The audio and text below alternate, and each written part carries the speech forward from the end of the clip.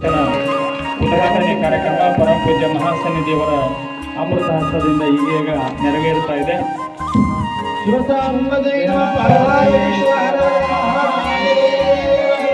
ಸದ್ಗುರು ನಗಾನೇಶ್ವರ ಮಹಾರಾಜ್ ಕಿ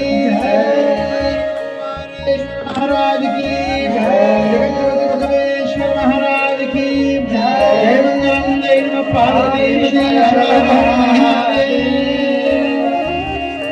ಇರುವಂತಹ ಮುಂಡರಗಿಯ ಕರ್ತೃಗಳ ಭಾವಚಿತ್ರಕ್ಕೆ ಪುಷ್ಪ ಸಮರ್ಪಣೆಯನ್ನು ಮಾಡಬೇಕಂತೇಳಿ ನಾನು ಕಾರ್ಯಕ್ರಮ ಶ್ರೀಮಠದ ಕರ್ತೃಗಳಲ್ಲಿ